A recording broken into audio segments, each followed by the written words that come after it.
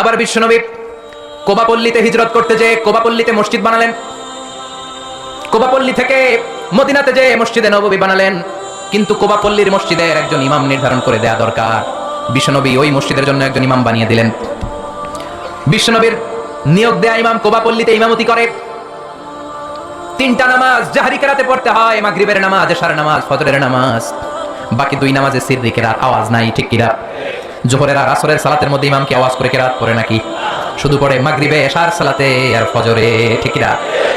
তো ইমাম সাহেব নিয়োগ পাওয়ার পরে মাগরিবের সালাতে, এশার সালাতে, ফজরের সালাতে প্রতি রাকাতেই সূরাতুল ফাতিহার পরে যেই সূরাটা দিয়ে তিনি নামাজ শুরু করতেন ওই সূরাটার নাম হলো সূরাতুল ইখলাস। প্রতি রাকাতে। কি আজীব কথা! প্রতি রাকাতে আগে সূরা ফাতিহার পরে আগে সূরাতুল ইখলাস, তারপরে অন্য সূরা।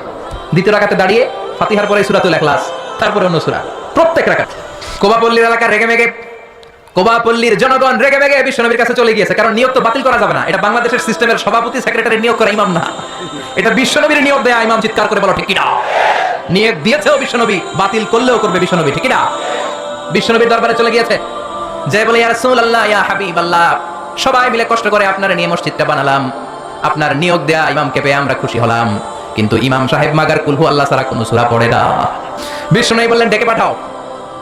বিশ্বনবী ইমাম সাহেবকে বললেন, আমি তোমাকে নিয়োগ দিয়েছি, তাই নিয়োগ ওরা বাতিল করার ক্ষমতা রাখে না, আমার কাছে এসেছে। আমি তোমার কাছে জানতে চাই ঘটনাটা কি? প্রতি রাকাতে সূরাতুল ফাতিহার পরে অন্য সূরা পড়ার আগে আগে সূরাতুল ইখলাস পড়ো কেন? সাহাবীর সোজা সাপটা উত্তর, ও নবী, এই সূরাটারে আমি বড় ভালোবাসি। কেন ভালোবাসো? সাহাবী বলে, ফিহি সিফাতুর রহমান, এই সূরার ভেতরে আমার রহমানের, আল্লাহর পরিচয় আছে।